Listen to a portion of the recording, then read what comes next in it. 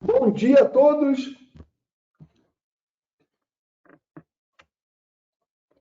Gostaria só, se vocês puderem me dar um retorno, saber se estão me ouvindo bem, para que a gente Bom possa dia, ter Márcio. certeza. Ótimo, obrigado. Estão me ouvindo. Consegue ver minha tela também?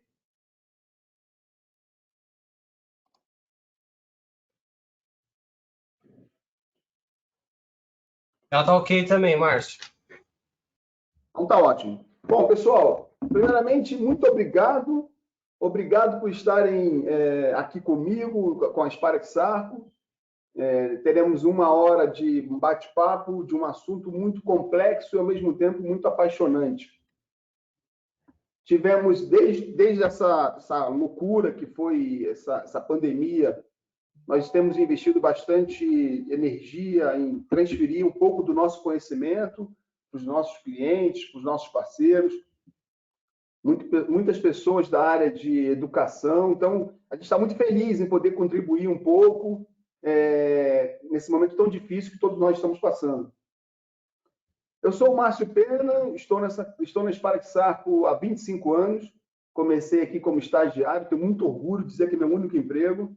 Uma empresa muito ligada na parte de conhecimento técnico. Isso me apaixona, isso por ser um assunto tão interessante. E eu, nessa 1 hora, vou tentar passar um pouco desse nosso conhecimento. E hoje abordaremos um tema vapor. Já fizemos 13, esse é o 14º webinar durante essa pandemia. Nas nossas perguntas, esse tema era um tema que todo mundo estava pedindo. Queria mais sobre vapor, essa coisa toda. Então, a gente dividiu em 4 módulos, vou falar um pouquinho mais para frente sobre isso. Mas antes de começarmos, nós temos uma característica aqui na companhia que é muito forte. Antes de qualquer reunião, antes de qualquer treinamento, falarmos de segurança. E considerando a situação que muitos de nós estamos trabalhando em casa, numa mudança que até então não estávamos preparados, falar um pouco da nossa postura ao sentar. A realidade do brasileiro, ela não é exatamente oposta ao que temos em outros países. Nós não temos o nosso escritório em casa montado, com uma cadeira confortável. Então, muitas vezes a gente passa 8, 10 horas sentado numa cadeira que é uma cadeira da sala da nossa casa, nossa cadeira de jantar, e isso, ao longo do tempo, pode trazer um problema de saúde. Então, meu objetivo aqui é trazer para a gente repensar nessa questão da nossa ergonomia, o quanto a gente pode minimizar o fato de não estarmos nos nossos escritórios, mas, ao mesmo tempo, contribuir para que a gente tenha uma melhor qualidade de vida. Hoje falaremos sobre esses 4 encontros, eles abordarão o que nós chamamos de boas práticas em vapor e condensado. Hoje falaremos especificamente sobre a parte de geração e distribuição de vapor. No próximo módulo, falaremos sobre a parte de utilização do vapor, propriamente dito, e retorno de condensado. Depois falaremos um pouco do impacto do custo, como calcular o custo do vapor para cada caso, com vários combustíveis, várias pressões, várias situações. E o 4º módulo, a questão de indicadores. Onde eu posso atuar, o que eu devo fazer, quais são as dicas de uma empresa que está no Brasil há mais de 60 anos e mais de 120 anos no mundo, quais são as dicas para melhorar os meus indicadores. Ok?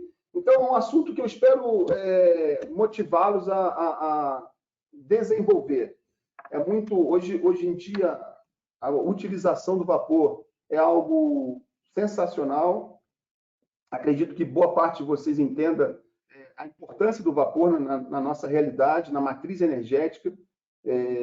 O vapor é utilizado basicamente para aquecimento e para movimentação de cargas. Quando eu falo que tecido precisa de vapor, bebida precisa de vapor, comida precisa de vapor, um preservativo precisa de vapor, gasolina, ou seja, é muita aplicação. Porém, esse assunto é um assunto pouco debatido nas escolas, pouco debatido nas universidades. E aí, quando a gente tem a oportunidade de passar um pouco do que a gente aprendeu na nossa jornada, trazer um pouco a realidade do dia a dia, e é isso que nós buscamos aqui. Caso alguém tenha alguma pergunta, alguma dúvida, é só escrever lá no chat e eu tenho certeza que a gente vai transformar isso aqui em algo... Eu vou aprender bastante com vocês também. Quando se fala em vapor, pergunta-se, mas por que eu uso vapor? Primeiro porque vapor, para aquecer, porque o grande objetivo eu preciso aquecer alguma coisa, eu preciso movimentar alguma carga. Quando eu falo em aquecer, eu posso simplesmente colocar fogo embaixo de um reator, só que isso seria muito difícil, eu ter uma caldeira ou uma disponibilidade de um queimador para cada equipamento. Então, o conceito é fazer a geração de vapor em um ponto e transformar essa energia que a água recebe para todos os pontos onde eu quero levar o aquecimento. E por que o vapor? Existem outros casos de transferência de calor, que é óleo térmico, por exemplo, mas no caso do vapor, a água ainda é abundante, é fácil controlar a temperatura pela pressão do vapor, ele é fácil de ser transportado e muito fácil de ser distribuído, e com pouca massa, ele transporta muita energia. Mas uma grande pergunta, e é importante esse início desse nosso bate-papo aqui, porque é o conceito para a gente desenvolver as boas práticas. Então, aqui é um ponto muito importante. Vapor nada mais é do que água mais calor.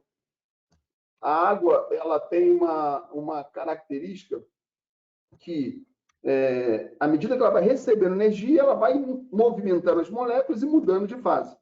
Uma água, falando de temperatura ambiente e falando de pressão atmosférica ou um vaso pressurizado, a temperatura que a água muda de fase líquida para fase vapor é uma temperatura diferente. Basicamente, existem dois tipos de vapor. Vapor saturado, que é utilizado para aquecimento, e vapor superaquecido. Considerando que a maior parte trata-se de vapor saturado, nosso bate-papo aqui hoje vai ficar bastante focado em vapor saturado para processos de aquecimento. Se olharmos para o processo desse vapor, esse sistema do loop do vapor que nós chamamos, ele é dividido em 4 etapas. A parte de geração de vapor, onde tem a casa de caldeiras. A segunda etapa, distribuição, que são as linhas, o pipe head, que leva o vapor da caldeira até meu ponto de consumo. Aí entra o terceiro ponto, que é a parte de utilização, exatamente para o que eu quero, seja para um trocador de calor, para um reator, para uma injeção direta, para qualquer tipo, um tanque encarnizado. E a quarta etapa, ou a quarta parte do sistema de vapor é o retorno. Hoje falaremos sobre as duas primeiras, geração, na casa de caldeiras, e distribuição. E se olharmos para o vapor superaquecido, o que ele tem? Uma caldeira, que é uma caldeira diferente, uma caldeira que gera vapor saturado, ela é diferente da caldeira que gera vapor superaquecido. Provavelmente faremos um outro encontro aqui falando só de caldeiras, entrando no detalhe de caldeiras, construção de caldeiras, qual a diferença de uma caldeira aquatubular para uma caldeira flamo-tubular. O próprio nome diz, a caldeira aquatubular é água por fora dos tubos. A caldeira fogo-tubular é fogo por fora dos tubos. Então, tem uma certa diferença entre tipos de caldeira. Mas, se olharmos para um ciclo de um vapor superaquecido, tem a caldeira, esse vapor gera vapor superaquecido, esse vapor é direcionado para um equipamento, aqui no caso a gente está dando um exemplo de uma turbina, esse vapor ele gera uma turbina, e essa turbina, do eixo dessa turbina gera-se energia, esse vapor saindo da turbina ele é condensado, e aí você tem um ciclo fechado, bem parecido, não, o conceito de geração, utilização e retorno também é o mesmo, tanto no vapor superaquecido quanto no vapor saturado. E, Márcio, como que gera vapor? Essa foto, essa figura, para mim, é a figura mais importante do dia. Hoje, se a gente entender essa figura aqui, a gente entende o sistema de vapor e condensado. Pensa que eu tenho uma... Deixa eu colocar aqui o meu laser, que aí facilita. Pensa a água vamos pensar primeiro na temperatura, pressão atmosférica, ou seja, vamos aquecer a água da nossa panela no fogão de casa. À medida que a água vai o gás, que é o combustível, vai queimando, esse calor, essa energia é transferida para a água, e à medida que a água vai absorvendo essa energia, que vai acontecendo com a temperatura? A temperatura vai subindo. No nosso caso, a pressão atmosférica, o limite de aumento de temperatura na água é de 99, e nós consolidamos em falar em 100 graus. Então, quando a água atinge 100 graus, ela começa a ferver. O que é ferver, Márcio? Ela sai da fase líquida para a fase gasosa e você começa a ter a geração de vapor. Enquanto eu tiver água dentro da panela, eu posso manter o fogo, manter a transferência de energia, que eu vou ter sempre a mesma temperatura. Então, o gráfico ele chega até um ponto que, quando eu não tenho mais água na fase líquida, se eu continuar aquecendo, e por uma forma eu tiver isso dentro de um vaso, de forma que esse vapor não tenha se misturado, exalado para a atmosfera, se eu continuar aquecendo esse vapor, aí sim ele volta a subir a temperatura, saindo da fase vapor saturado para vapor superaquecido. Mas, senhor, por que esse gráfico aqui é importante? É importante que, falando de troca térmica, de aquecimento, o vapor que nós queremos é o vapor saturado, é o vapor verde. Ah, Márcio, mas por que ele é importante? Porque o vapor, na fase saturado, ele tem uma energia chamada calor latente, que é exatamente a energia que eu troco quando eu quero aquecer. Então, vamos dar um exemplo. Eu preciso aquecer um trocador de calor que vai aquecer a água de 20 a 80 graus.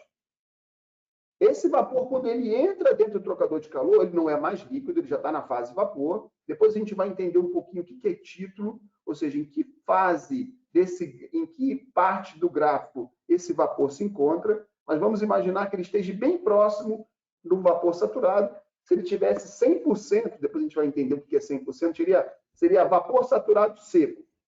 Mas na vida real, esse vapor ele sai saturado, tem um pouquinho de umidade, e esse vapor ele entra no trocador de calor. A água entra a 20, à medida que a água vai subindo de 20 para 80, esse vapor ele vai cedendo energia.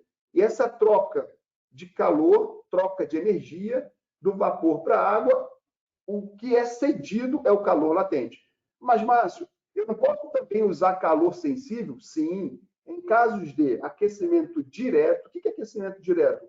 Eu injetar um tubo dentro de um tanque, um tubo de vapor, e aí 100% do vapor ele vai ser misturado com o que eu quero aquecer, chamado de aquecimento direto. Aí sim eu utilizo o quê? O nosso calor total.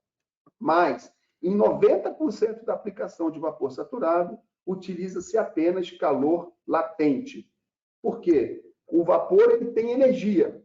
À medida que ele vai cedendo energia para a água vai subindo de temperatura e o vapor vai perdendo energia, até que chega um ponto que ele deixa de ser vapor e volta a ser líquido. Só que quando o vapor deixa de ser vapor por ter cedido energia e volta a ser água, nós chamamos de condensado. Então, o vapor, quando ele cede energia, volta a ser água, com o nome de condensado.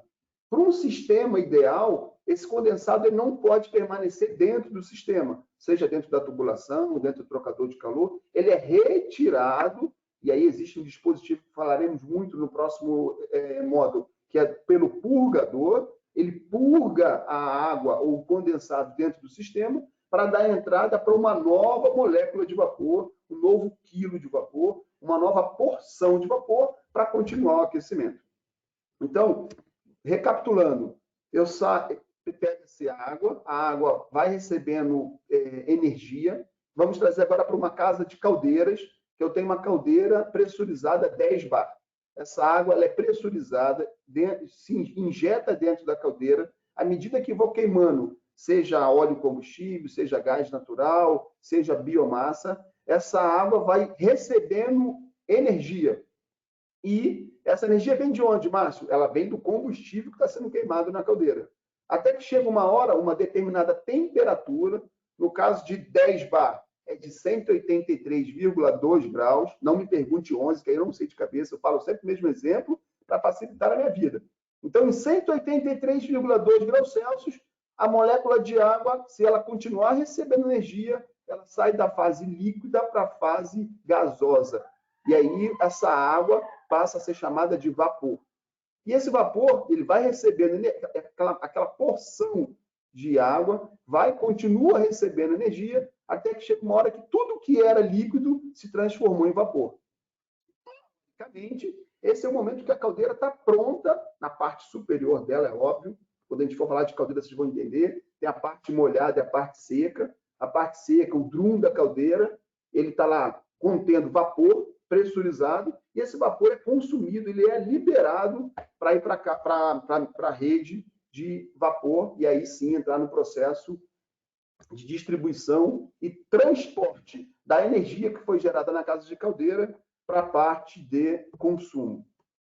O vapor tem essa característica, aqui a tabela de vapor saturado, para cada pressão eu tenho uma temperatura específica, mas, Márcio, aqui estou vendo pressão relativa e pressão absoluta. O que é isso? Pressão relativa é a pressão manométrica, aquela que você vê no manômetro. E a pressão absoluta, você considera a pressão atmosférica. Como nós temos em torno de 1 kg por centímetro quadrado, 1 bar de pressão atmosférica, então você considera que é a pressão que está dentro da tubulação mais a pressão que está fora. Mas, Márcio, nós temos pressão de 1 kg por centímetro quadrado? Sim, é essa pressão que nos mantém fixo ao solo. Porque se não tivesse uma força, que é a força gravitacional, nós estaríamos flutuando. Mas o que interessa no dia a dia da nossa boa prática é falarmos da pressão relativa ou da pressão manométrica. Pressão absoluta ela é utilizada em memorial de cálculo, em dimensionamento de válvulas e até mesmo dimensionamento de sistemas. Mas se pegarmos aqui a pressão a 10 bar, onde está o meu cursor, e formos para a direita, veremos que a água ela se transforma da fase líquida para a fase gasosa, ou seja, gera vapor, em 182 graus Celsius. Tem um calor sensível. O calor sensível é a energia que a água quente tem. Normalmente, de uma forma generalista, é muito próximo a energia da água com a temperatura. Por quê? Porque a água ela tem uma característica de consumir 1 quilocaloria para subir 1 quilo em 1 grau Celsius. Então, a energia do calor sensível é muito próximo da temperatura. O calor latente, que é a energia que o vapor vai ceder para o fluido que eu quero aquecer, no nosso exemplo lá, uma água, são de 478 quilocalorias. Se a gente, essa tabela aqui é uma tabela relativamente antiga, se fala muito, está se mudando de quilocal, está se falando muito mais em megajoule, mas ainda de forma a facilitar o nosso entendimento, continuaremos falando de quilocal para que a gente possa entender. Então, eu tenho 1 quilocaloria, ou 1 quilocaloria para cada, dependendo da pressão, nesse caso aqui é 10 bar, são 478 quilocalorias. Márcio, de uma forma prática, no dia a dia, se eu tiver que fazer um cálculo fora de todas as tabelas, um número muito aceitável, você vai chegar muito perto do que você necessita para falar em torno de 500 calorias. Então, se alguém falar, quantas calorias tem vapor? Mais ou menos 500 calorias para facilitar a nossa vida no dia a dia, se eu estiver no campo, longe de uma tabela ou algo parecido. E tem o calor total, que é a soma do calor sensível mais o calor latente. O que a gente pode ver nessa tabela aqui? Vocês vão ver que vou falar um pouco mais na frente, em boa prática de geração de vapor, que o ideal é que o vapor seja gerado em alta pressão.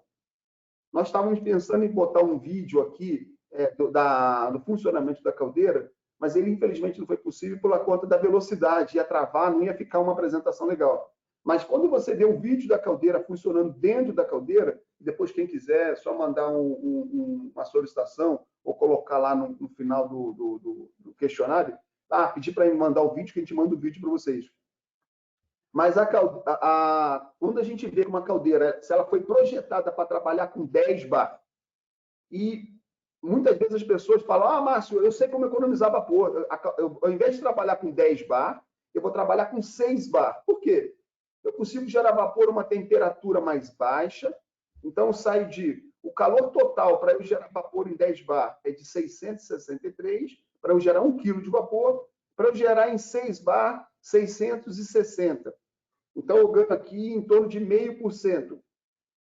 Gente, essa vantagem, teoricamente, se consome menos combustível, porém, na vida real, o que vai acontecer?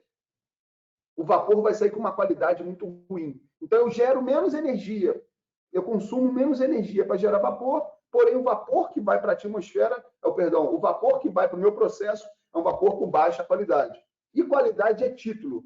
Então, se eu tenho lá a minha massa de vapor, pensa naquela mistura daquele gráfico, eu tenho 900 quilos de vapor e 100 quilos de água, num total de 900, mais 100 mil, então eu tenho 90% de título vapor. O que significa isso?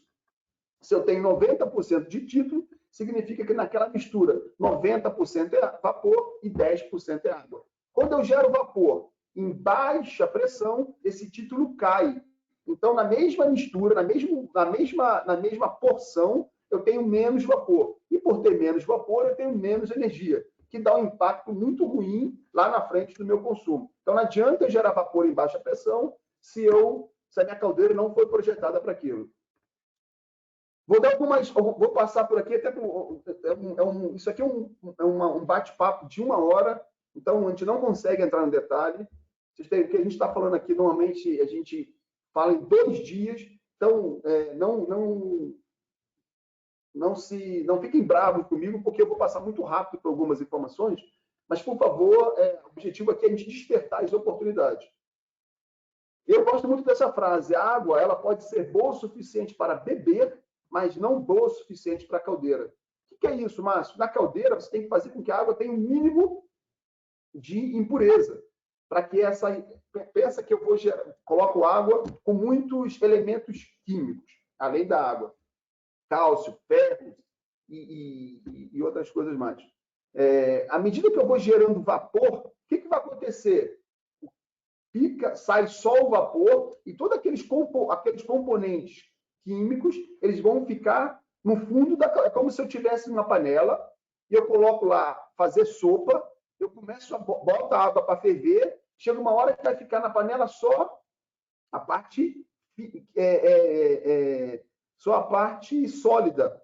E na caldeira é a mesma coisa. Então, primeiro eu tenho que tratar essa caldeira para não ter problema de corrosão ou algo parecido. Eu trato a caldeira para minimizar essa questão da corrosão, para evitar a incrustação e também para não formar espuma. Só que na hora que eu coloco o tratamento químico dentro da caldeira, esse tratamento químico ele não vai para a tubulação. Teoricamente, sai só o vapor evaporado e depois eu tenho que fazer algumas operações para retirar esses elementos químicos que eu coloquei dentro da caldeira. Então, aqui vocês conseguem ver algumas fotos. Caldeiras que são mal operadas ou caldeiras que são mal drenadas. Drenadas, Márcio, sim. A gente vai falar que uma das ações mais importantes na caldeira é fazer descarga de nível, porque tem alguns produtos químicos que se situam no nível da caldeira, e principalmente descarga de fundo. Quem define quanto de tempo eu vou fazer isso é a qualidade da água que eu estou colocando dentro da caldeira. Tem um cálculo chamado ciclo de concentração crítica, que eu vou definir de quanto em quanto tempo eu tenho que fazer a minha descarga da caldeira. Mas antes de falarmos de descarga de caldeira, um dos maiores, entre aspas, inimigos é o oxigênio dentro da caldeira. Perdão. Se a água ela carrega na hora que eu injeto água na caldeira, eu tenho muito oxigênio, a probabilidade de ter uma corrosão é muito maior se eu não tenho oxigênio dissolvido. Mas, senhor, como que eu faço para tirar esse oxigênio? Primeiro, eu coloco um sequestrante, um produto químico, para sequestrar e retirar esse oxigênio. E uma outra ação que nós já abordamos em um webinar aqui com vocês é a utilização de um desaerador.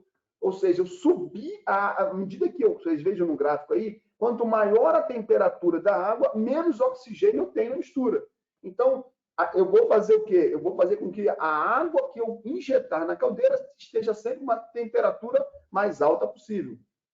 Existem tanques que são tanques pressurizados e tanques despressurizados. Por que isso, Márcio? Pensa que se o tanque está despressurizado, o máximo de temperatura que eu vou chegar é o mesmo da minha panela, 100 graus.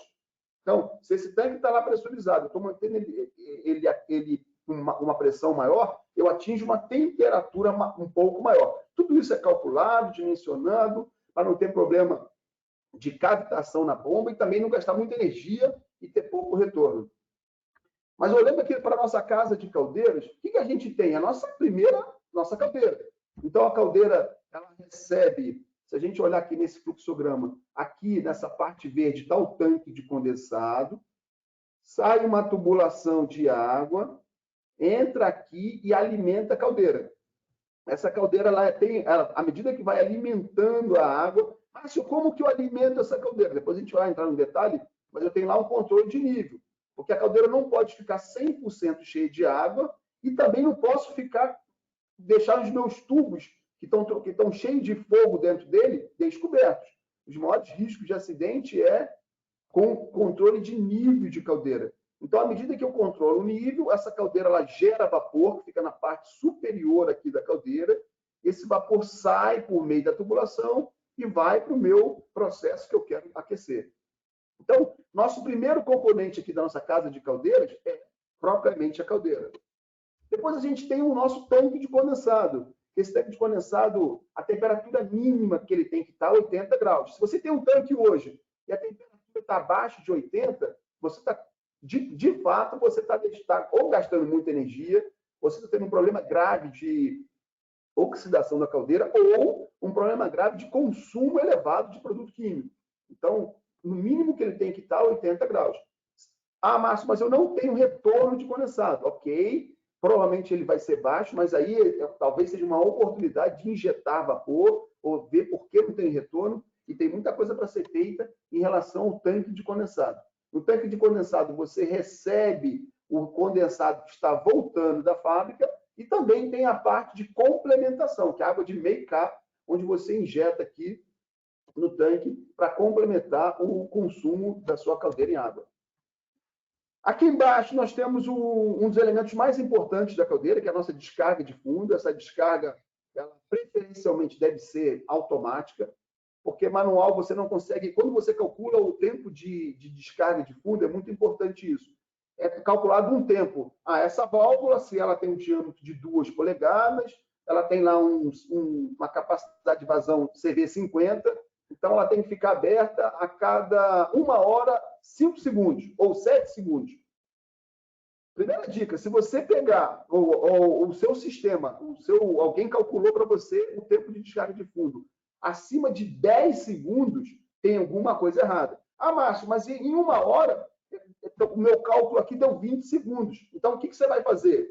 Ao invés de você dar a descarga a cada 1 hora, essa descarga pode ser 2 parcelas de 10. Então, você faz a cada meia hora, 10 segundos. Isso porque provavelmente a água está muito ruim, a água está muito dura, está tendo que colocar muito produto químico.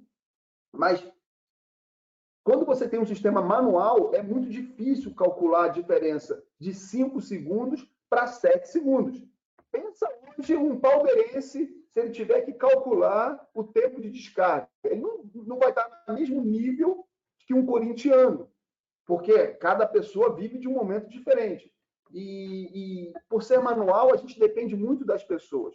Existem vários sistemas de automação de descarga de fundo, mas ela é tão importante, a descarga de fundo, às vezes a gente coloca muita energia em outros sistemas, a gente esquece da descarga de fundo, como é um sistema que funciona 24 horas por dia, 720 horas por mês, e a gente tem, se ela estiver perdendo meio ou 1%, ou 0,1%, o payback é muito pequeno, se viabiliza você estudar uma automação de caldeiras.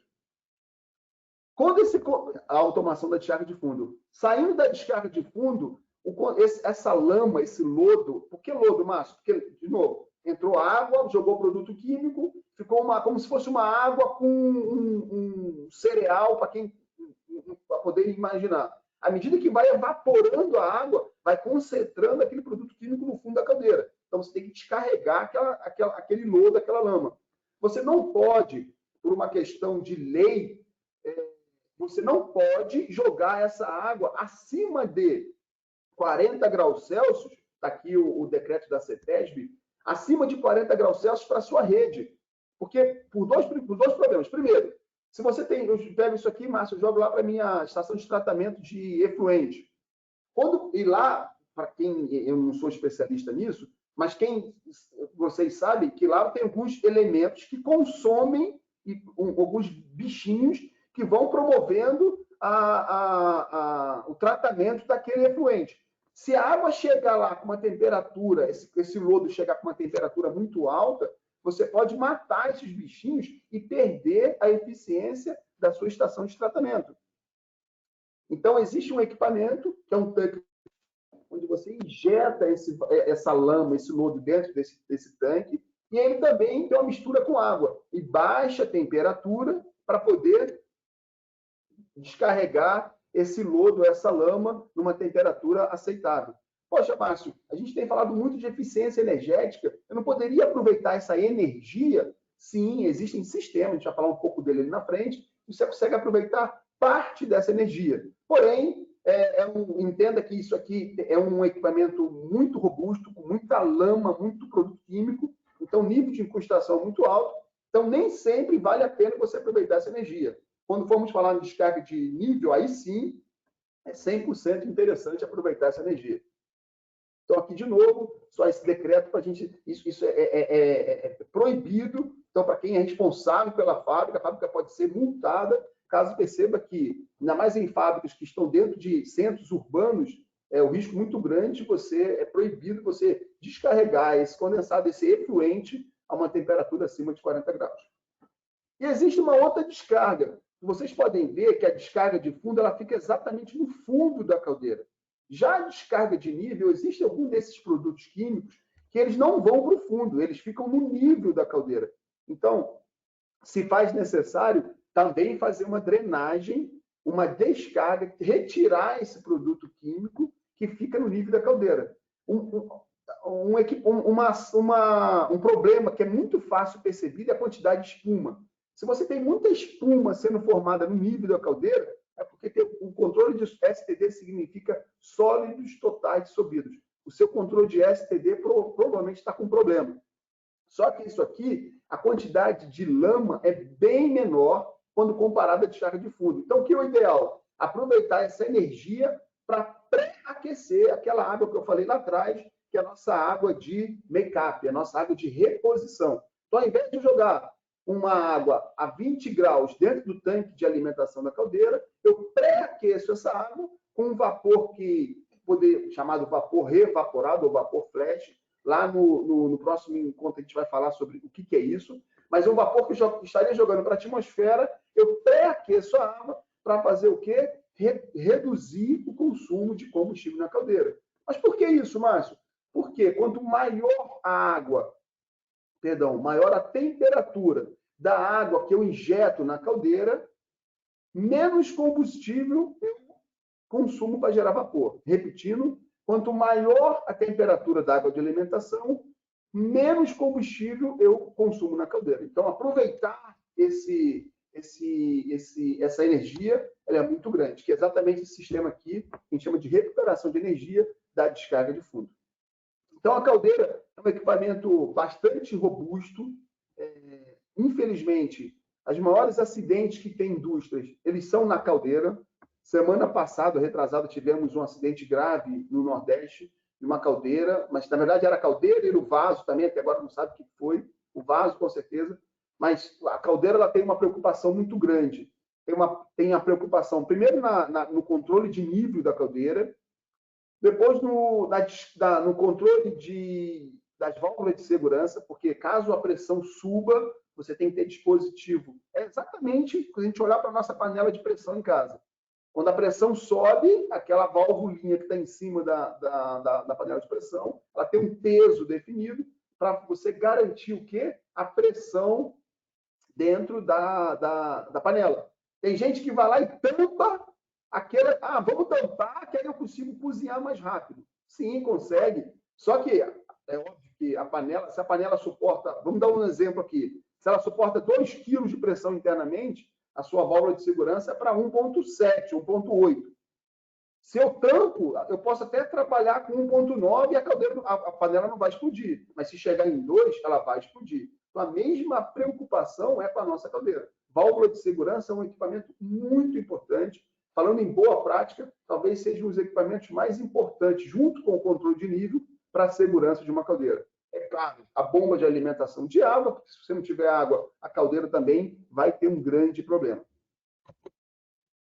E aqui o controle de nível, como eu falei, e pensando aqui em boa prática, não adianta nada você ter todo o seu sistema se você não sabe quanto de vapor está consumindo, e aí o medidor de vazão é um equipamento muito interessante para você saber quanto está consumindo. Existem sistemas de controle de nível hoje, que a gente chama de 3 elementos.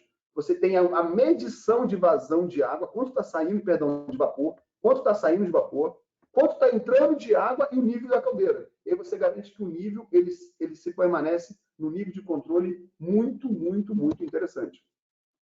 Saindo da boa prática de caldeiras, que teremos aqui mais umas 8 horas para falar, se fosse só em boa prática, mas não em projetos, vamos dar uma olhada na distribuição de vapor. Olhando na distribuição de vapor, o conceito lembra que a caldeira tem que ser gerada a vapor de alta e consumida com pressão de baixa?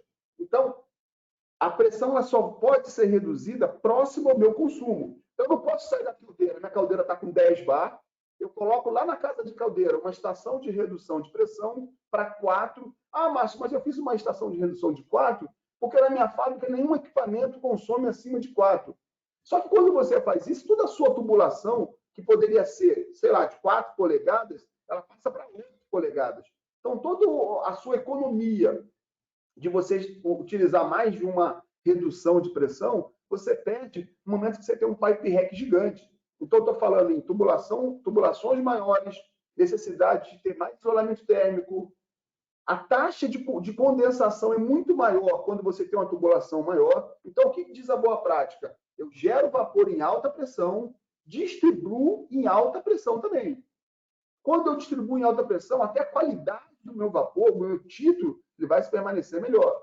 E mesmo que eu tenha uma perda do título ao longo da distribuição, quando eu faço a redução de pressão perto do consumo, eu tenho um ganho de título, que é uma coisa que a gente vai falar também no nosso próximo encontro. Então, gera-se em alta, distribui-se em alta, e lá no ponto de consumo que eu faço essa redução. Quanto maior a pressão da caldeira, mais eficiente. Por quê, Márcio? Primeiro que eu não tenho arraste, eu controlo muito melhor a minha caldeira, fica uma operação muito, muito melhor quando eu faço dessa forma. Dentro da área de distribuição, eu tenho lá um fator chamado dimensionamento da tubulação. Como é que eu dimensiono a tubulação de vapor? Eu dimensiono por 2 critérios, por velocidade e por perda de carga. Eu sei que hoje tem software, você joga num aplicativo, na mesma hora sai lá o tamanho da tubulação, mas os critérios para a gente entender, até para tomar uma decisão, está certo ou está correto, são esses. As linhas de vapor saturado, quando falo linha principal, é aquela linha que tem o maior consumo.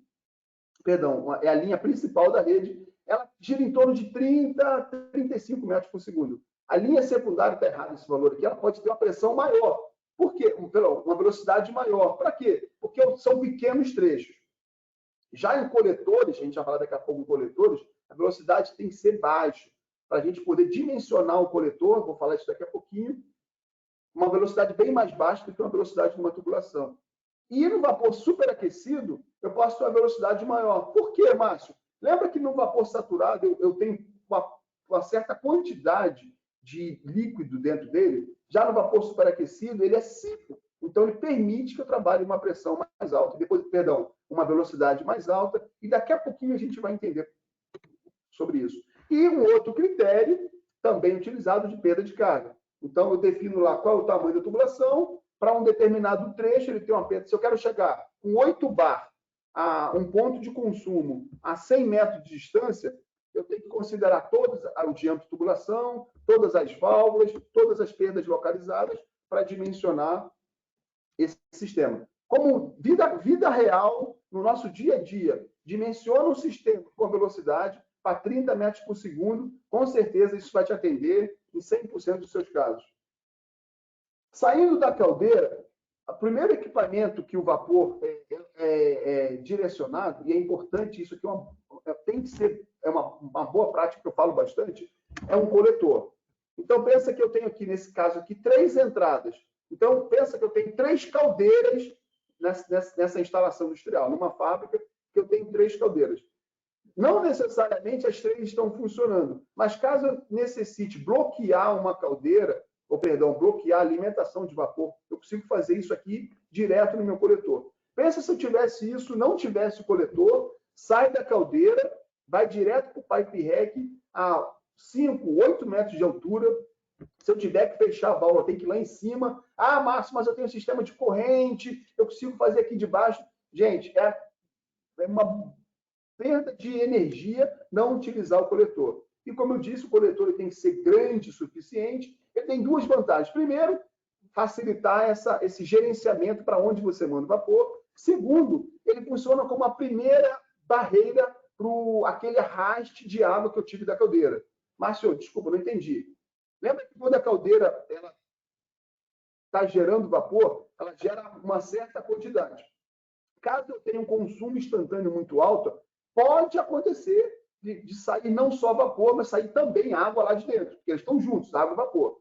Quando eu uso o coletor, parte dessa água que vem lá de dentro, ela fica retida no meu coletor. Então, é um equipamento que, além de facilitar na minha operação, eu já tenho um grande ganho, que é o quê?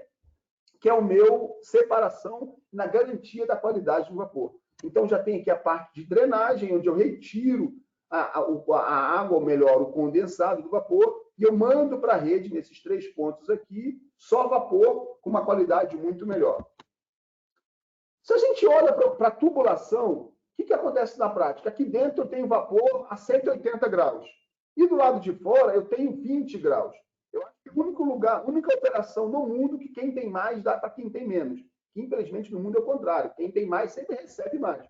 Mas quando se fala em troca térmica, a temperatura do vapor é maior do que a temperatura da atmosfera. Por mais que eu tenha isolamento térmico, parte daquele vapor ele vai ceder calor. Na hora que ele cede essa energia, ele volta a ser água com nome de condensado.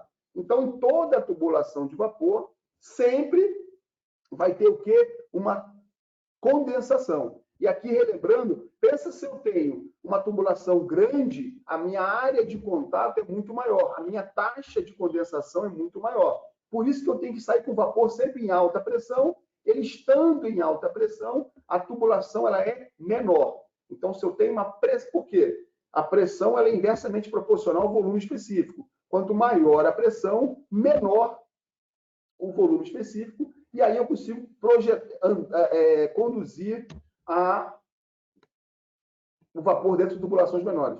Olhando para uma situação real. Então, pensa nesse primeiro caso aqui, o vapor vem, ele vai fluindo dentro da tubulação, e se esse condensado não for retirado, chega uma hora que ele vai tendo mais condensado, aqui embaixo chega uma hora que esse condensado ele ocupa 100% da seção da tubulação. Ah, Márcio, é difícil ter isso, principalmente em partida de tubulação? Isso é muito comum. E a gente escuta, é óbvio que não necessariamente é nessa proporção, mas acontece muito o martelo hidráulico, que é o nosso golpe de Ariete. O golpe de Ariete ele tem uma força absurda de impacto, absurda.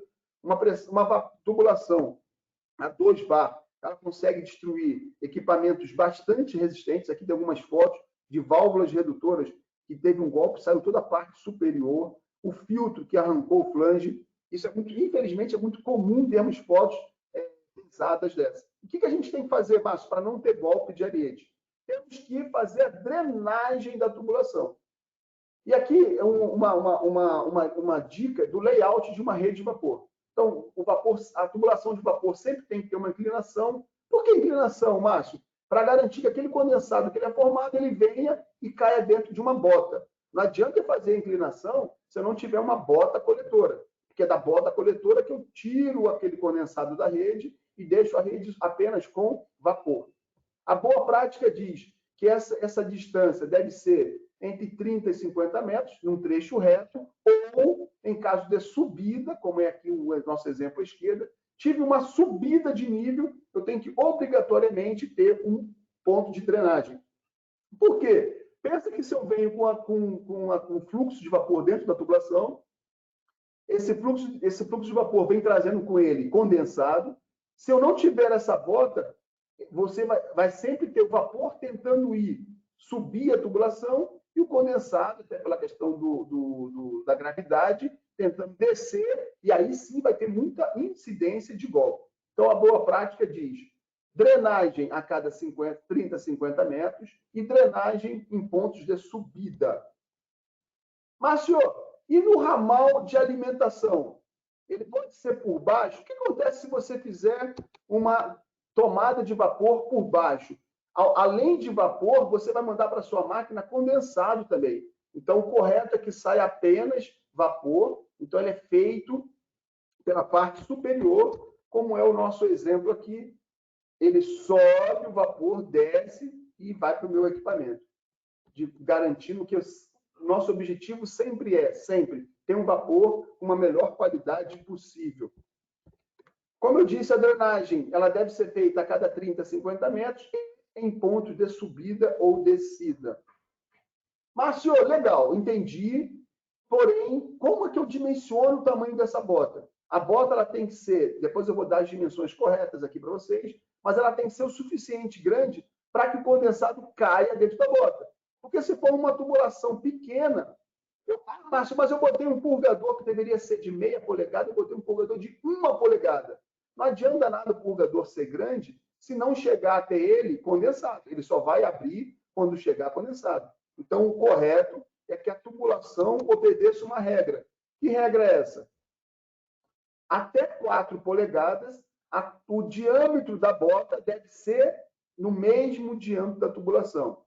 Então, a tubulação de 3, a tubulação é de 3. Quando for 4, aí usa-se uma tubulação de 3 polegadas. E aí essa tabelinha aqui, a gente pode mandar para vocês também, ela é muito fácil. Mas eu queria trazer para a vida real e fazer esses dois exemplos. Qual está correto, da esquerda ou da direita? Ah, Márcio, o da esquerda está errado, porque você tem aqui uma tubulação que deve ser de 8 a 10 polegadas e um dreno aqui de 2 polegadas. Está errado. Não adianta nada eu botar aqui um purgador grande, no caso aqui 1 polegada, com uma tubulação de 8. O certo é que essa tubulação aqui, a bota coletora, fosse bem maior. Ah, então da direita está certo. Também não está certo. A bota, sim, primeiro ela tem que ter uma altura para você acumular o condensado aqui dentro. Então, batendo de olho assim, tudo indica que essa bota está pequena, deveria ser um pouquinho mais comprida, mas o grande erro aqui é que a saída para o purgador, que é esse equipamento aqui que eu estou circundando, ele deveria ser do lado e jamais por baixo. Então, aqui ó, tem um exemplo correto. Na parte de baixo, eu faço a drenagem para poder fazer a limpeza da minha bota. E na parte lateral, eu saio para o purgador. Quando eu coloco o purgador tirando aqui pela parte de baixo, eu tenho uma grande incidência de sujeira da tubulação. Ah, mas esse purgador aqui é ruim, ele entope direto. Não é que ele é ruim. Ah, esse filtro meu aqui está entupindo muito. Por quê? Você colocou a bota no lado errado. Ele tinha que ser na lateral e jamais na parte de baixo. E tem aqui também a drenagem de final de linha.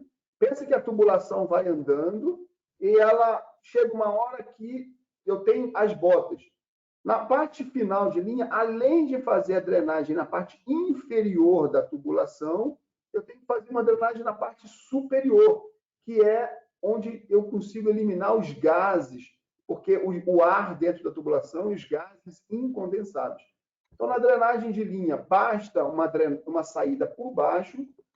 Uma drenagem de final de linha, eu tenho que ter também o quê? Na parte superior da tubulação. E um ponto interessante são as reduções. Mas, senhor, eu faço redução excêntrica ou concêntrica? Quando eu falo uma tubulação concêntrica, o que é isso? Pensa que eu tenho 4 polegadas, vai reduzir para 2 polegadas. O correto é fazer excêntrica, que é o desenho de cima. Que mesmo que tenha condensado, o condensado consegue caminhar ou fluir até uma bota coletora mais para frente. Agora, se eu faço uma redução concêntrica, eu tenho um problema sério de acúmulo de condensado e provavelmente nesse acúmulo de condensado vai gerar o nosso golpe de Ariete. Recapitulando, redução tem que ser excêntrica e não concêntrica. Então, a parte de cima está correta e a parte de baixo não está correta. Então, hoje a gente falou de um monte de coisas que eu queria recapitular aqui com vocês. É pouco tempo, mas foi muita informação. Então, a gente tem a primeira parte de conceitos. A água é água mais calor. Eu recebo a água, ela recebe energia de um combustível qualquer. À medida que ela recebe esse combustível, a água sobe de temperatura, até que chega uma hora que essa temperatura, que é a temperatura de ebulição, começa a transformar de líquido para gasoso, com o nome vapor, e é muito importante entender que eu uso o vapor para transferir energia, à medida que ele transfere energia para algum processo, ele volta a ser água, com o nome de condensado. Uma outra informação importante: quanto menor a pressão, maior a energia que o vapor tem para transferir. Então, aqui às vezes as pessoas confundem o conceito de temperatura e pressão. Quanto maior a pressão, eu tenho maior temperatura. Mas quanto maior a pressão, a minha energia de troca ela é menor. Então, o ideal é gera vapor a alta pressão. Vamos lá, caldeira 10 bar. Sai da tubulação a 10 bar. Quando chega próximo do meu trocador de calor, do meu radiador, o que quer que seja, eu vou reduzir a pressão. Márcio, qual é a pressão que eu reduzo? Isso a gente vai falar bastante no nosso próximo encontro, mas está muito relacionado com a temperatura que eu quero aquecer. Então, se eu quero aquecer um produto a 100 graus, eu não posso chegar lá com vapor a 105. Eu tenho que ter um delta que varia de 20 a 30 graus. Então, se eu quero 80, meu vapor tem que estar em torno de 110. Não preciso que o vapor esteja a 180, mas é importante que essa redução de pressão ela seja próxima ao ponto de consumo. E uma coisa que nós não falamos é que é muito importante que tenhamos uma rotina de inspeção e manutenção. Se nós não tivermos essa rotina, provavelmente teremos problema. Um problema de quê? Um problema de não o nosso sistema funcionar corretamente. Eu falo muito isso, porque antes de falarmos em boas práticas, temos que falar de manutenção. Então, o meu sistema ele foi projetado de acordo com as boas práticas, mas se não fizermos uma manutenção do meu sistema, nada vai acontecer. Depois falamos de geração de vapor. Geração de vapor ele tem que ser a pressão elevada, o equipamento é dentro de uma caldeira, temos que ter um tratamento de água, esse tratamento para garantir que eu não tenha problema de incrustação e corrosão dentro da caldeira. E o mais importante é retirar o oxigênio. Eu posso retirar o oxigênio na água que vai alimentar a caldeira, por meio de um desaerador, subindo a temperatura dessa água, ou eu posso retirar o oxigênio dentro da caldeira, utilizando o quê? Produto químico. E, uma vez o sistema funcionando, eu entendi o que é vapor, entendi o que é água mais calor, estou gerando vapor de alta, esse vapor está lá dentro, ele está em alta pressão, ele tem tratamento químico, a água entrou a alta temperatura, eu tenho que garantir uma descarga de fundo. Isso aqui a caldeira é o coração do nosso sistema.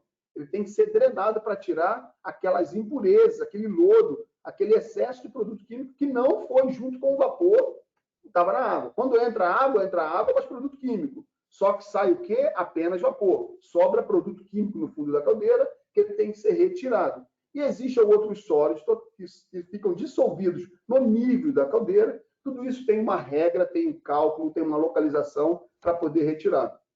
E, finalizando o nosso papo, tivemos a parte de distribuição. Então, também tem que distribuir em alta pressão e consumir apenas próximo ao ponto de consumo. Não esquecendo de fazer a drenagem a cada 30 metros nos pontos de acúmulo de condensado. Então, esse aqui é o resumo do nosso bate-papo de hoje. Temos aqui ainda 5 minutos que eu queria abrir para perguntas, para a gente poder tirar e o Rashid consiga me ajudar aí, Rashid, caso alguém tenha alguma pergunta. Fala, Márcio, a gente possa... A gente tem uma pergunta aqui da Alana, ela quer saber, voltando lá para o sistema que você estava explicando, a questão da caldeira e temperatura, ela pergunta se a temperatura de 80 graus é padrão para qualquer processo. Não, uma ótima pergunta. 80 graus no tanque de alimentação é o mínimo que ele tem que estar. Quanto mais próximo, aí vai depender se o tanque de alimentação, se ele é pressurizado ou despressurizado.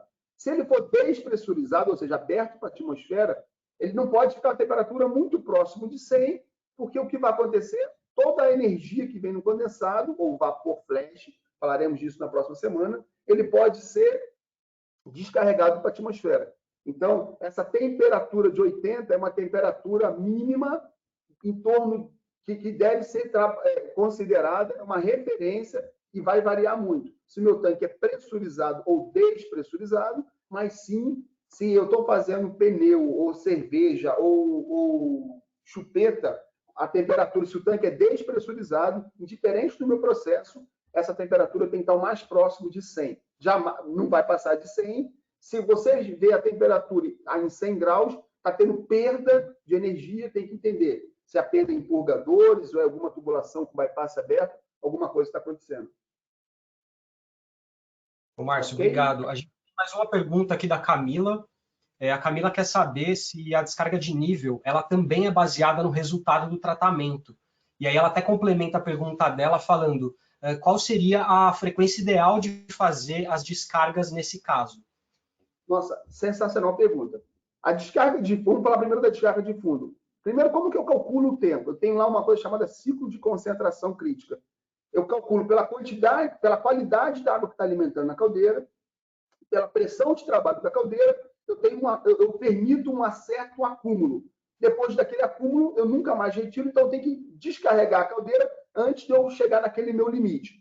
Isso é definido em função da qualidade da sua água e da pressão da caldeira. Na descarga de fundo, ela é uma lama que ela limpa como? Por diferença de pressão. Então, tem que ser uma válvula de abertura rápida.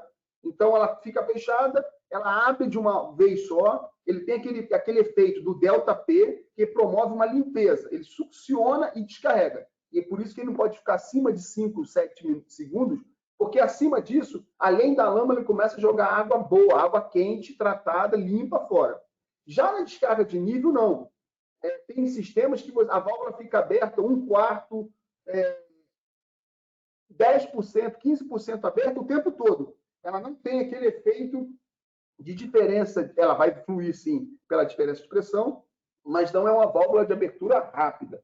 Então, a descarga de nível ela calculada, quanto de vazão que ela tem que ter, aí fica uma descarga, chama-se descarga contínua. E ela é contínua essa descarga, por isso que aproveita a parte da energia dela para garantir que o meu nível de sólidos totais fique dentro dos parâmetros. Legal, Márcio, obrigado. A gente tem mais uma pergunta em relação, vamos ver aqui, o Carlos pergunta, por que perdemos calor com a maior velocidade? Boa pergunta. Se eu tenho uma maior velocidade, eu começo a gerar o quê? Perda de carga. Pensa numa tubulação como se fosse uma avenida, uma estrada. E se todos os carros andarem a 8 km, 80 km por hora, eu consigo passar 10 carros.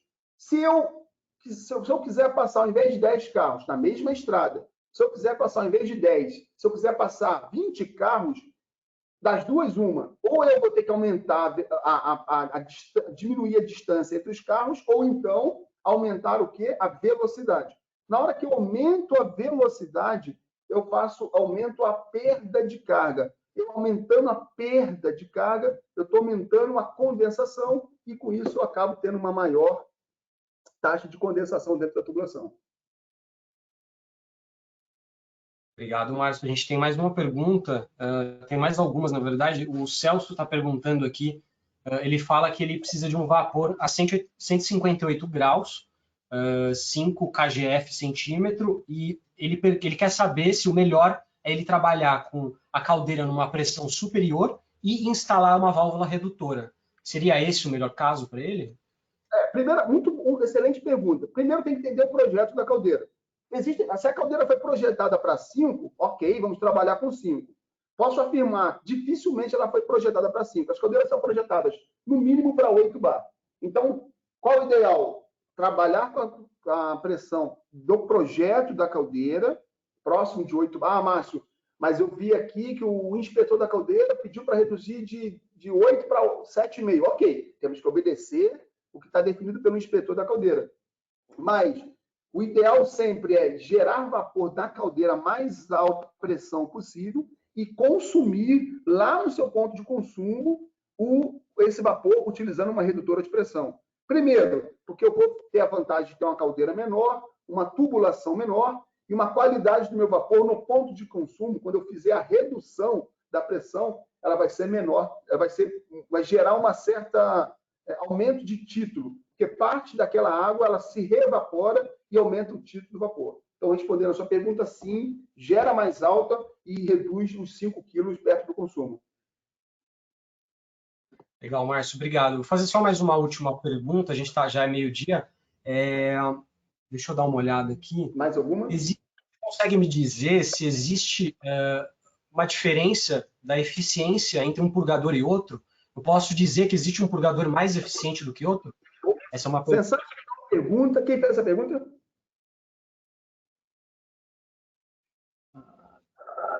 Peraí que eu perdi o nome dele aqui. Se você quiser responder, daqui a pouco eu falo o nome dele, tá? Gostaria muito que no próximo encontro você tivesse com a gente, porque existem vários tipos de purgador. Não existe purgador universal. Para cada aplicação tem um purgador específico. Seja um purgador para drenagem de linha, seja um purgador para eliminação de ar, seja um purgador para drenagem de equipamento, seja um purgador onde eu possa absorver. Tem sistemas que eu possa absorver parte do calor sensível, então vou deixar acumular um pouco de condensado. Então, eu vou falar um pouco de processos. Pegar, por exemplo, um tanque de óleo combustível. Não tem problema nenhum se eu tiver um pouco de condensado dentro da serpentina, porque a temperatura que eu controlo lá dentro é 45, 60 graus no máximo. Acima disso tem problema de ponto de fulgor e o óleo ele pode ter, ele se autoinflama. Então, como a temperatura é muito baixa que eu mantenho aquecido, eu posso manter um purgador termostático para garantir o quê? Para que o equipamento fique, entre aspas, alagado. Já se eu vou para um trocador de calor, onde tem uma taxa de condensação muito alta, já não posso ter nada de alagamento. Então, respondendo a pergunta, sim, existem várias diferenças de purgadores, falaremos disso no nosso próximo encontro. O nome do nosso amigo é o Ricardo Marinho, tá? Bom, Márcio, obrigado aí, tá? Obrigado a todos. A gente vai ter uma pesquisinha de satisfação no final, se quiser fazer o encerramento. Obrigado, Rachid, obrigado a todos vocês que ficaram comigo aí, obrigado mesmo pela atenção. É legal, qualquer tipo de dúvida, Márcio, manda catálogo, manda gráfico, manda tabela, manda apresentação, isso aqui é para vocês. Na pesquisa de satisfação, coloca lá esses comentários, tenho imenso prazer de falar com vocês, de comunicar com vocês, e aí a gente se encontra no nosso próximo encontro. Um excelente almoço para todos, e um ótimo final de semana, e fiquem em Deus, e que, acima de tudo, permaneçamos saudáveis e conseguindo sobreviver nessa loucura que se apresentou para a gente. Obrigado e até a próxima. Fiquem com Deus. Obrigado por tudo, Rachid. Valeu, Márcio. Obrigado a todos. E responda a nossa pesquisa e teremos um próximo treinamento. Quem quiser mais informações, só acessar o nosso LinkedIn. Um abraço a todos e um bom almoço aí. Rachid, só lembrando que à medida que preenche a pesquisa, ganha um certificado de participação, que é bem legal. Obrigado pela lembrança aí. A gente dá um certificado para todas as pessoas que responderem a nossa pesquisa de satisfação, tá? A gente envia no e-mail em até 2 dias, chega no e-mail de vocês, mediante aí a resposta, tá? Obrigado, Márcio, obrigado a todo mundo e uma boa tarde aí.